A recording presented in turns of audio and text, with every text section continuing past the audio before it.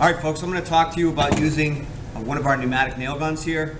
We've got several in the building. We've been collecting them over the course of the last few years for use on projects. The entire room here, the entire workshop space has compressed air plumbed and piped into different areas, different sort of zones and corners in the room, where basically anywhere you're at, there's a drop with an air hose so that you can work on your project in different areas without tripping over air hoses and everything everywhere. So basic parts of this pneumatic nail gun, we have the air inlet, which is this is an air fitting which connects to the air hose. Okay, and it connects, we pull this back and stick this in here. You do have to overcome a little bit of the air pressure that's kind of behind this to connect it. And once you've connected it, it's a fairly strong mechanical connection. It shouldn't leak. If you hear hissing or something like that, call one of your instructors over and we'll remedy that problem, because these should not be leaking. Okay, so there's our air inlet. I'm just going to remove that for safety purposes. They flip the nail gun around here, the pneumatic nailer around here. You see that we have a trigger here. This is bright red because just like everything else, we have safety related has been painted red or generally comes from the factory in a red coloring, because that's where the dangerous area is going to happen. And the number one thing with this is to keep your finger off of this trigger until you are 100% ready to shoot that nail. Okay? We keep the air disconnected while we're changing our nail sizes. We're doing all of our layout. We're doing everything. The last thing we do is connect the air, depress the safety, and pull the trigger.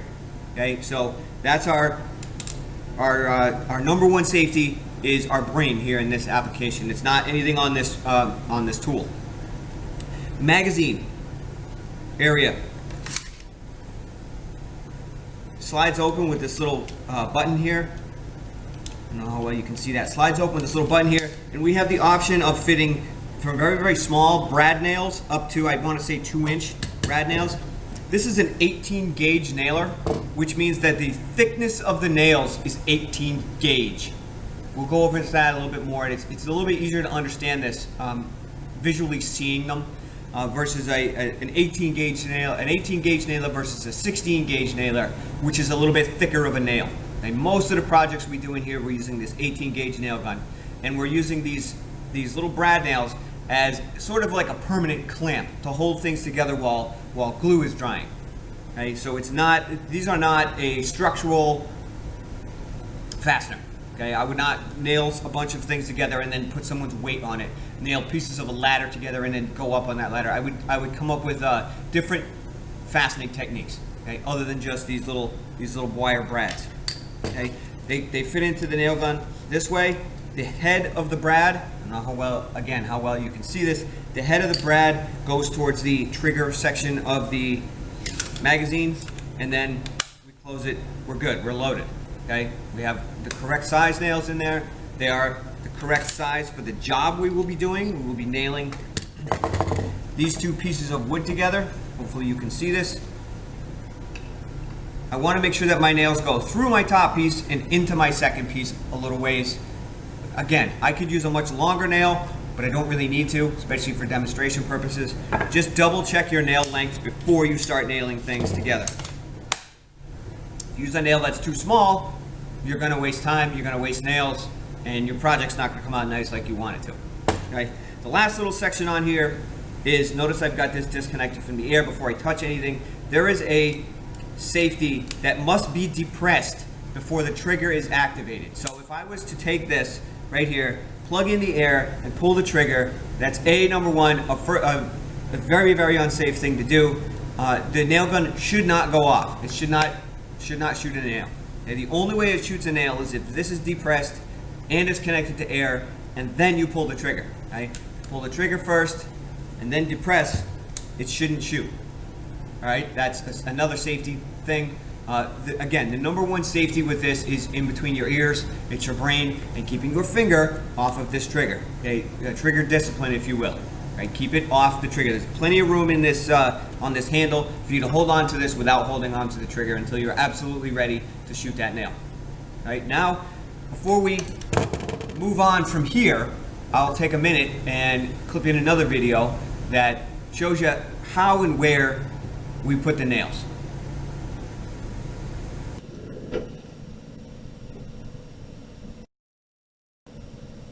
All right, so I'm going to show you real quickly how we'd go about locating where we're going to put nails or screws into one of these pieces of wood. To simply put them together in an L shape like this. This is called a butt joint, an edge butt, because the pieces are sitting up on their edge. If you want to do a face butt joint like this, you need to use a different process, which we'll talk about a little bit later. It's called pocket screws. But for now, this procedure here works with nails, and with the pneumatic nail guns, and using drywall or wood screws. So first thing we need to do is sort of decide how we want this to go. Is it going like this, or is it going like this? Now, for the purpose of a demonstration, it doesn't really matter. How your project fits together, that's going to make a little bit of a difference. So you're going to want to pay attention to how your project actually fits together. And the next thing we want to do is determine that our screws or nails are going through this piece and into this one. Okay, so they're going to go right through. You're going to drill a hole, or you're going to fire the nail from the nailer, and it's going to go right through this piece and into this piece. We want that nail to be centered, or screw, either one, to be centered on this piece of wood. So first thing I'm going to have to do here is take a tape measure and measure the thickness of this piece. It is 1 inch. So what that tells me is that my nails or screws need to go 1/2 inch in. So they'll actually come through here 1/2 inch away from the end. Okay, because I know that, I can now take my tape measure and square, put a little pencil mark at 1/2 inch, and draw a line with my square. Okay, that's good. That's part of my target that I'm going to shoot at. I'm going to take my drill holes along this line.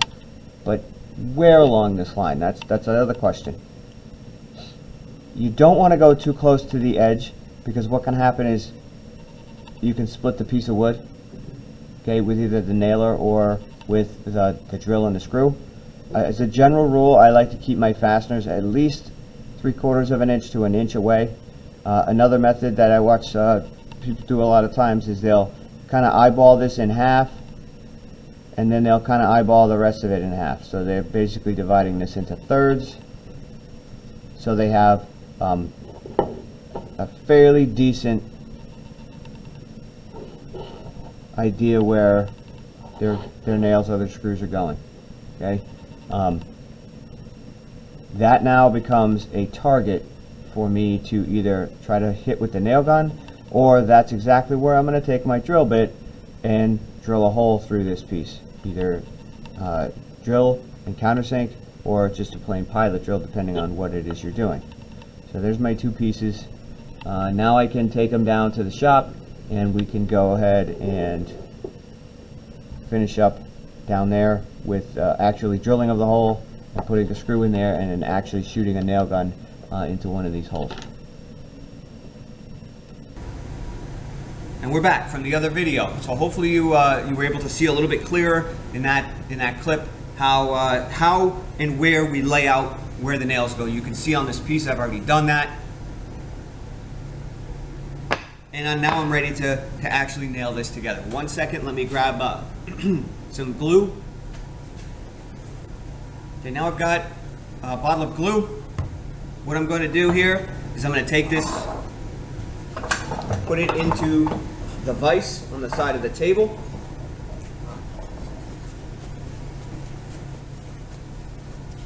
So I've got my bottom piece secured into the vise, so I don't need to worry about holding onto it. I don't need to worry about it moving around.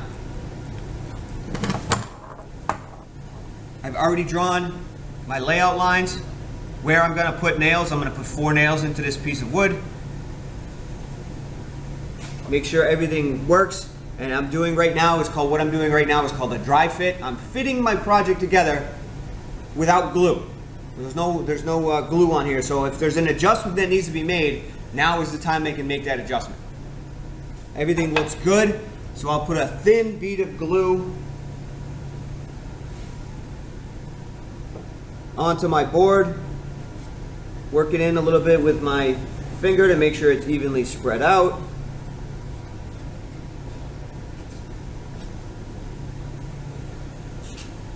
Okay, now that I'm ready to nail, I can grab my air hose, my nail gun, connect it. And keep in mind, right here is where the nail comes out. You'll see it when you get to practice it and use it. I'm going to make sure everything is flush, or perfectly even. And keep my other hand out of the way. You don't want anything that is part of your body to be underneath here where you're going to be shooting this nail, in case you miss. So I'm going to go ahead and make sure that everything is out of the way. Line everything up. Depress my safety. Now I can put my finger on the trigger and shoot a nail. Okay, then remove my finger from the trigger. You'll see that there's a little, I'll show you in a second, there's a little dimple, little hole there where the nail went into the wood. I'm going to do it again. And just work my way from one end of the board all the way down to the other end. Keep in mind, I'm keeping my fingers out of the path of the nail. Okay? The nail shoots so fast, you're not going to be able to move your finger out of the way.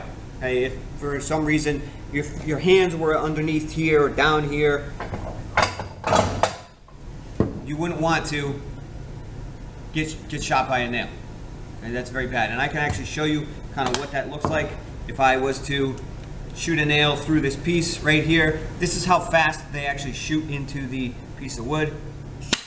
Okay, you can see that the nail very quickly came through the other side here. Now I have an unsafe situation where I've got a nail sticking out that I need to remove. So try not to miss. You can see I have little dimples here where the nails go. Those get simply filled in with putty, or nail this on your project somewhere where you can orient this piece but you won't see nail holes. The last thing we'll do, disconnect the air. Do not leave these plugged in around the room. Disconnect the air.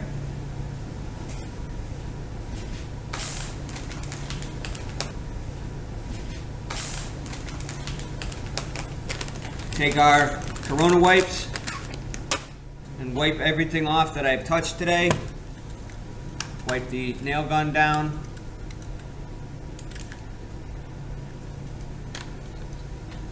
Notice I'm not connected to the air anymore, so I'm fully safe to be touching all of this.